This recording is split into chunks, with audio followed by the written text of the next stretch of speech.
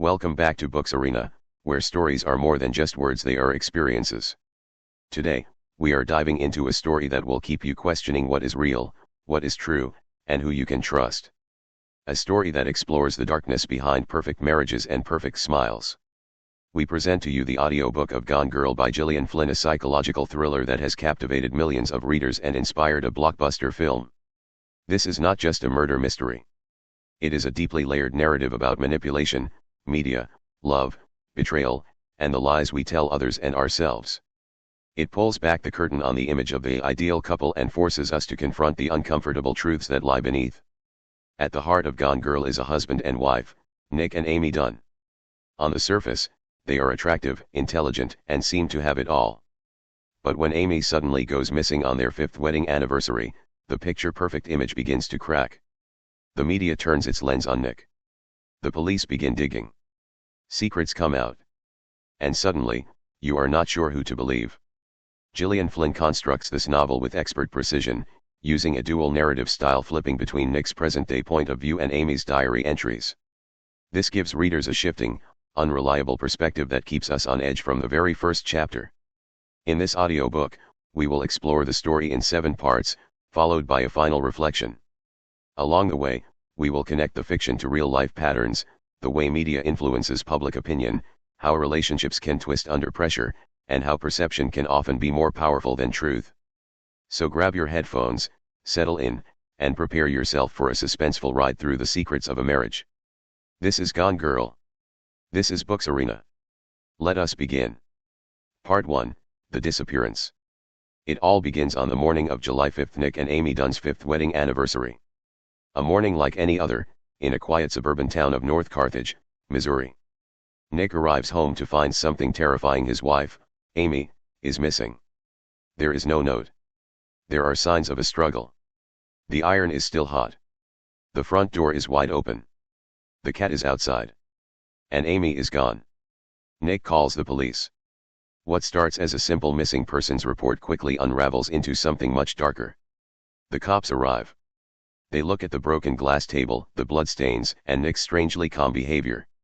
From that point on, Nick is no longer the worried husband, he is the prime suspect. But let us rewind. Who are Nick and Amy? Nick Dunn is a writer, or at least he used to be. A once promising magazine journalist who lost his job during the economic crash. He is quiet, sarcastic, emotionally distant, and not always honest. After losing his job in New York, he moves Amy back to his hometown in Missouri to care for his ailing mother. Amy Elliott Dunn is a New Yorker through and through.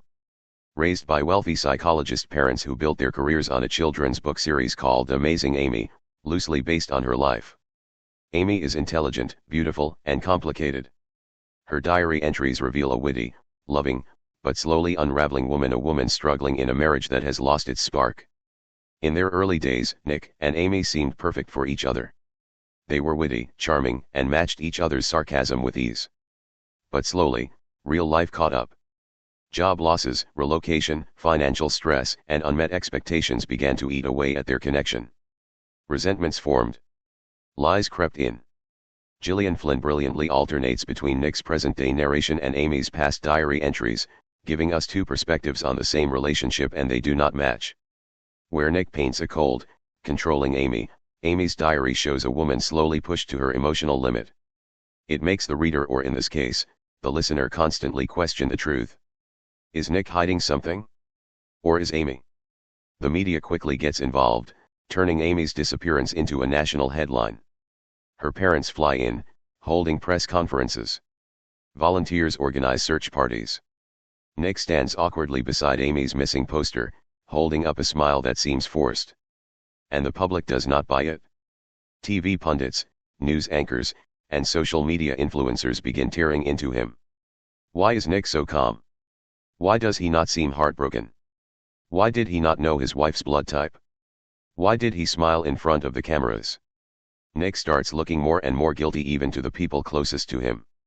In a real-life parallel, we can think about how quickly the media turned on Scott Peterson during the Laci Peterson disappearance case in 2002. Like Nick, Scott had a calm demeanor, inconsistent stories, and hidden affairs.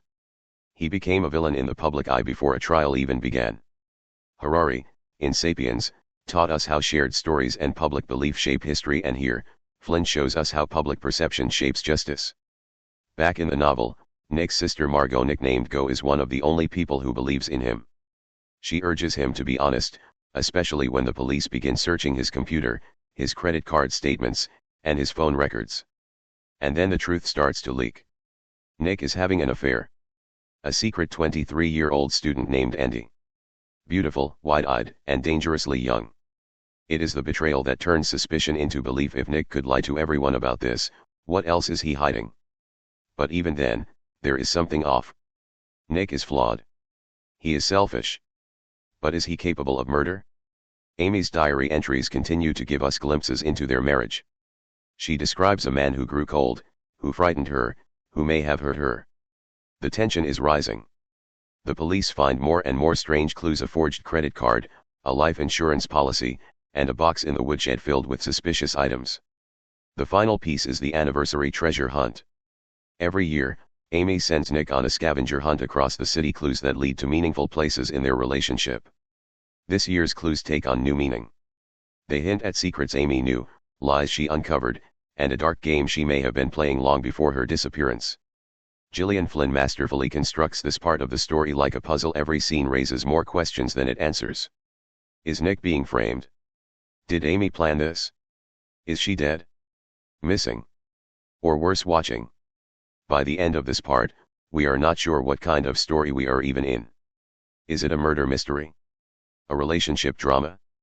A psychological game? One thing is certain, everyone is lying about something. And just when you think you have figured it out, the story turns. Part 2, The Perfect Wife, The Perfect Lie. Welcome back to Books Arena. In the last part, we saw the cracks in Nick and Amy's marriage begin to widen. Amy is missing, Nick is lying, and the entire country is watching. But in Gone Girl, nothing is ever what it seems. And now, we are about to enter the part of the story where the ground truly begins to shift beneath us. We start with Amy's diary. At first, Amy's voice felt like a relief: smart, sharp, and vulnerable. But her diary begins to change in tone. She starts to describe feeling unsafe. She writes that Nick is growing more distant, even cruel. There is a chilling entry where she says, "He pushed me. Not hard. But enough." These moments plant a terrifying idea: maybe Nick really did hurt her. Nick, meanwhile, is spiraling. The media storm is growing stronger. News vans are parked outside his house. Reporters are knocking on doors. And online, 1,000 opinions fly around like arrows: Nick killed Amy. Nick is innocent. Amy faked it.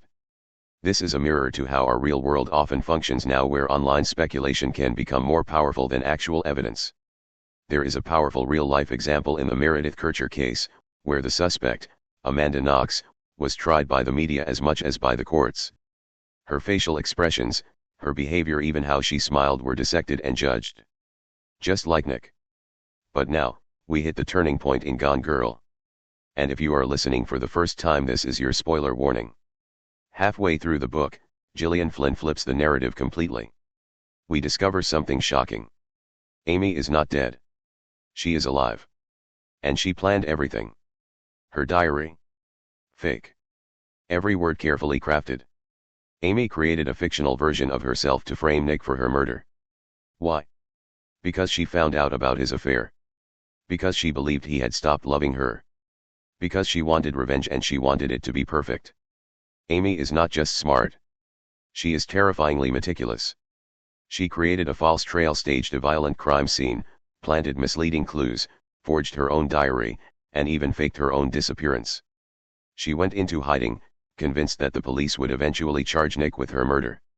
Her plan was that he would be executed, and she would be discovered just in time to enjoy her new life as the famous survivor.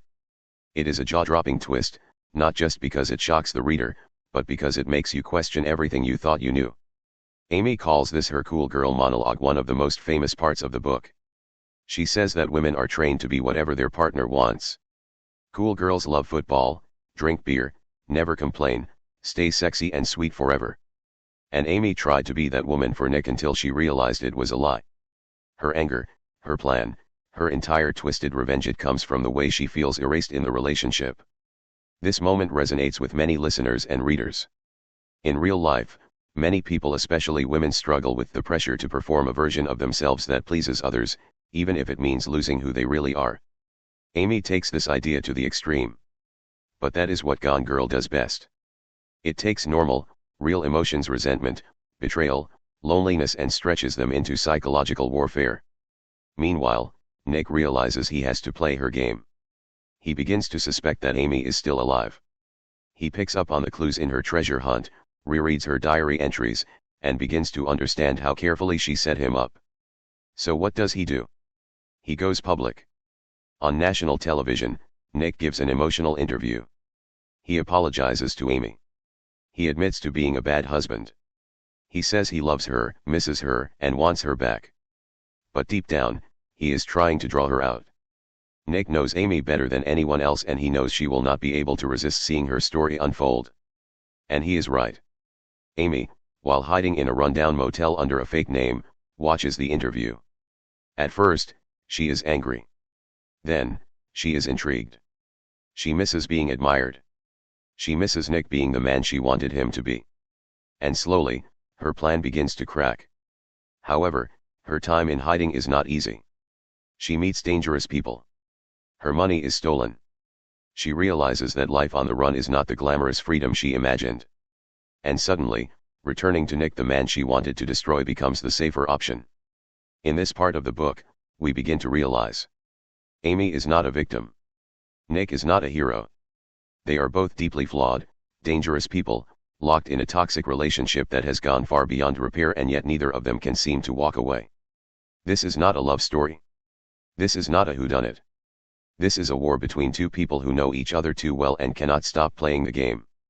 Part 3, A Marriage Built on Secrets. Welcome back to Books Arena, where we dive deeper into the darkest corners of storytelling. So far in Gone Girl, we have seen the public fall for the image of the perfect wife, only to be shown the terrifying truth: Amy is alive, and everything was staged. Now in Part 3, we watch both Nick and Amy start shifting their strategies, not for love, but for survival. Nick, at this point, knows who he is dealing with. He understands that Amy is not coming home out of guilt or fear. She will only return if she feels like she has won. And in Amy's world, victory means control. Control over the story, over Nick, and over how the world sees her. So Nick begins his own performance. In his interviews, he becomes the perfect husband. He starts speaking her language, the language of admiration, romance, memory. He follows the treasure hunt clues, knowing Amy is watching. He recreates their early love story in the public eye. Not because he believes in it, but because he knows Amy wants to be adored. This part of the novel forces us to question the roles we play in relationships. How much of ourselves do we hide? How often do we perform what the other person expects, even if it is not who we are? In real life, we often hear stories of people who live double lives. From spouses with secret families to people pretending to be someone else online for years. The truth is, many relationships are built not on truth, but on perception, just like Amy and Nick's. While Nick is playing his role, Amy is facing her own reality check. In the motel where she is hiding, she meets Greta and Jeff, a couple who at first seem harmless, even helpful. But soon, they realize Amy is running from something and she has cash. One night, they steal everything from her: her money, her freedom, her control.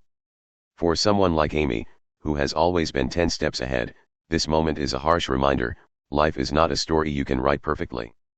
With her resources gone and danger closing in, Amy turns to the only person from her past who ever worshipped her, Desi Collings.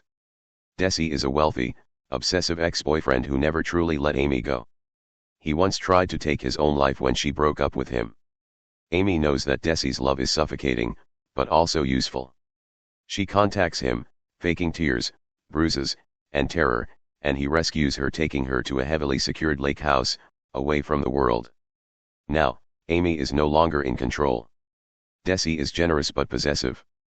He monitors her every move, controls what she eats, how she dresses, and where she goes. The protector has become a new prison. It is ironic Amy, who faked abuse to manipulate the world, is now trapped in a real cycle of control. And here, Gillian Flynn raises an uncomfortable question. What happens when the manipulator loses control? Meanwhile, Nick is growing smarter.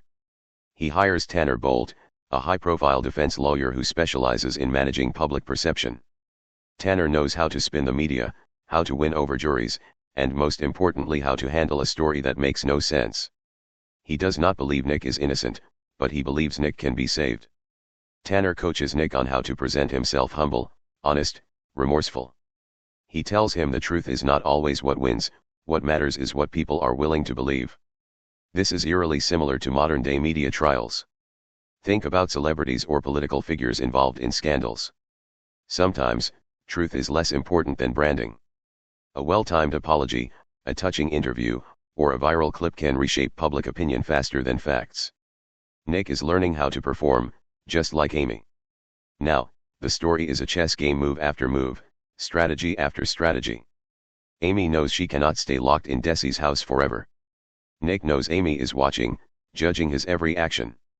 The police, the media, the public, they all swing back and forth, unsure who to trust. This part of Gone Girl shows us how far two people will go when the truth is no longer about right or wrong but about winning. It is a terrifying portrait of a marriage where love was replaced by calculation. Where intimacy was replaced by manipulation. Where the question is no longer what happened, but rather, who will win. And still, the most haunting thing is, they might actually still love each other. Part 4, The Return. Welcome back to Books Arena. If you are still with us, you know this is no longer just a missing person mystery. It is now a psychological chess match between two people who once said I do and meant it until the lies began to replace love. When we left off, Amy was trapped. Her carefully planned escape had fallen apart. She was broke, stranded, and now locked inside a golden cage, Desi Collins' lake house, a fortress disguised as a romantic retreat. But Desi is not the white knight Amy hoped he would be. He is possessive, obsessive, and ultimately a man who sees Amy as a trophy, not a person. For someone like Amy used to pulling all the strings, this is intolerable. And here, Gillian Flynn presents one of the most disturbing twists yet. Amy begins plotting her second escape. But this time, she cannot simply sneak away. Desi is watching her every move. So, she decides to take the only route left. She frames Desi for her kidnapping, rape, and imprisonment and ultimately, murders him. Yes. Amy kills Desi. She drugs him, seduces him, and slashes his throat during an intimate moment. The scene is horrifying and brilliantly written. Amy is covered in blood, bruised, and tearful, exactly the image of a broken, abused woman. And when she shows up at Nick's doorstep disheveled, injured, and crying, the world believes her. The cameras are rolling. The reporters scream her name. The police rush to her side. The woman who was gone has now returned.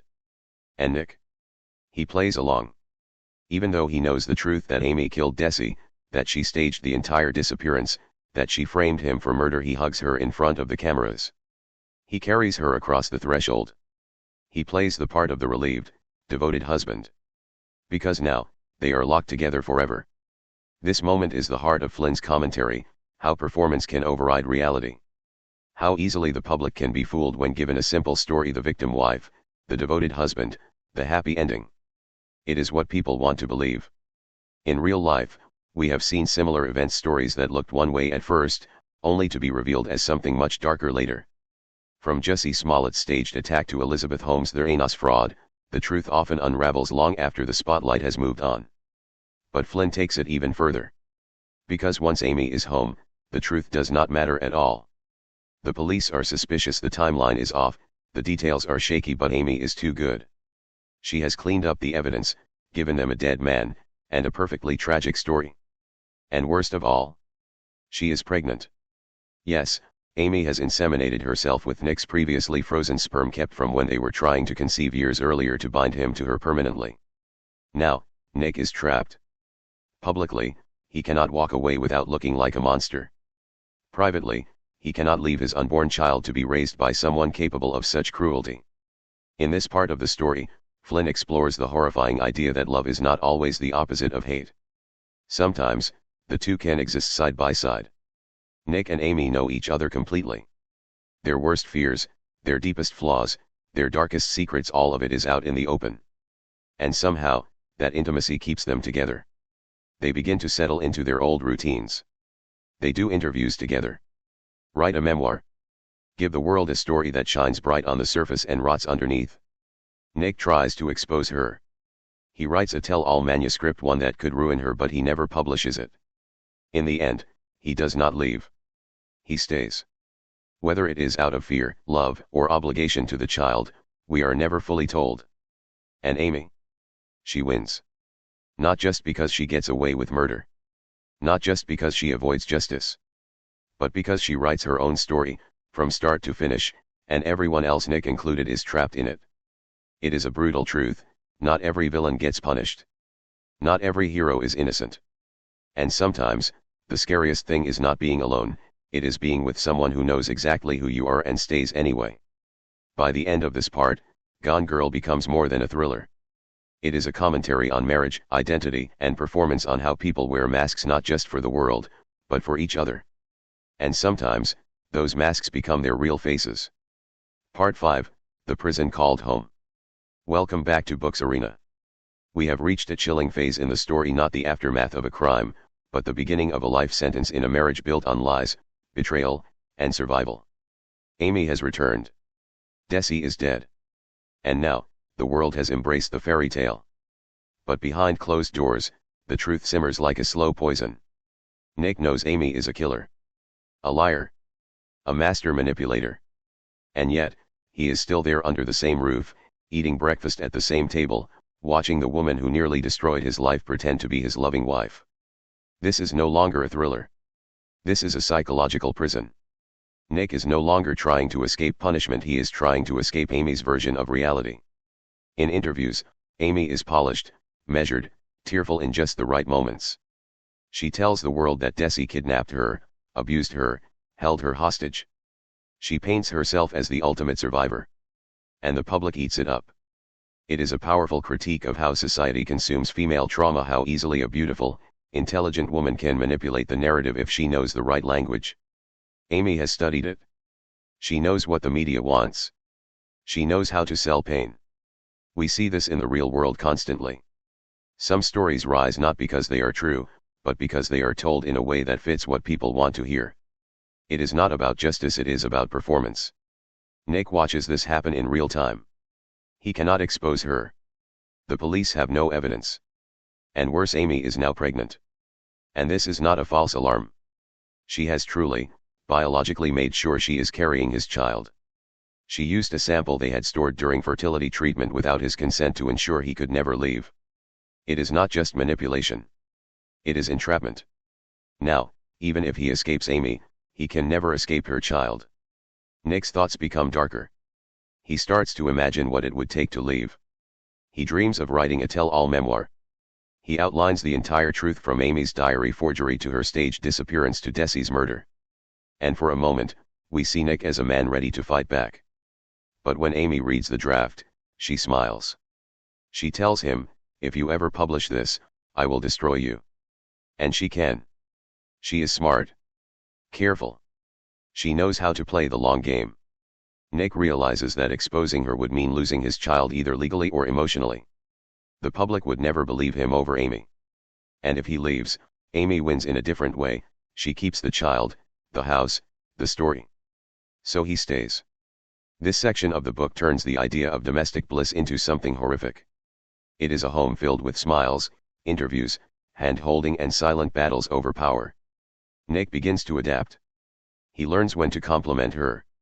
When to flatter her.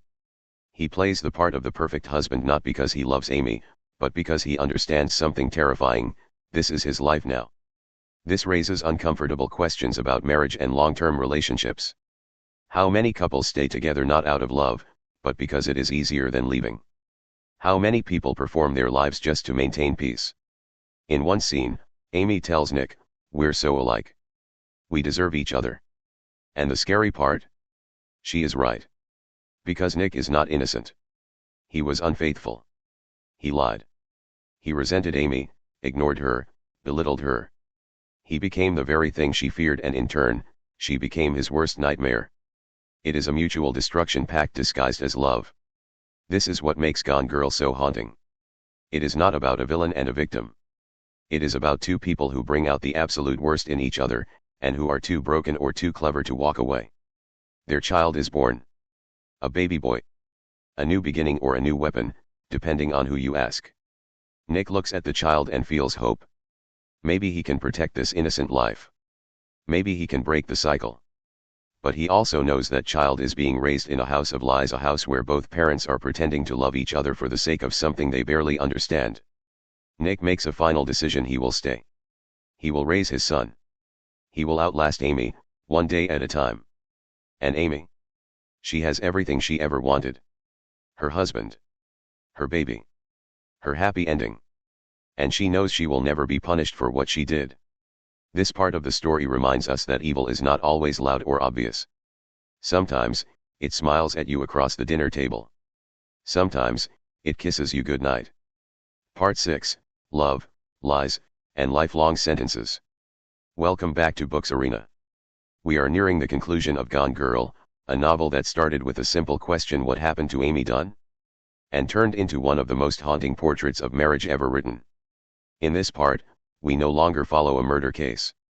We follow two people trapped inside a life they cannot escape. Nick and Amy are back together. Their child is born. The public believes in their happy ending. But behind the polished photos, rehearsed interviews, and carefully curated smiles, lies a house built on manipulation, violence, and mutual fear. Let us start with Nick. He is no longer the careless, arrogant man we met in the beginning. Something in him has changed, or rather, something has died. His sense of hope, his belief in freedom, maybe even his moral compass. Now, everything he does is carefully measured. Not for love but for survival. He tells himself he is staying for the child. That he needs to protect his son from growing up in a house full of lies. But deep down, he also knows something darker: he is complicit now. Amy may be the one who framed and killed, but Nick? He is the one who stayed. There is a moment where he says, "I feel myself becoming someone I do not like. Someone who lies, someone who stays quiet. Someone who watches and waits." This is what emotional captivity looks like. It is not chains or locked doors. It is manipulation so deep that the victim forgets what freedom ever felt like. And Amy?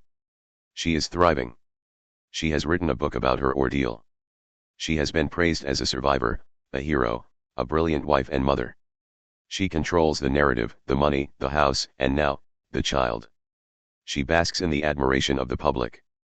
But more than that, she enjoys having Nick where she wants him, obedient, quiet, emotionally bound to her. This is what makes Amy one of the most terrifying characters in modern fiction, not because she is a killer, but because she is so deeply convincing.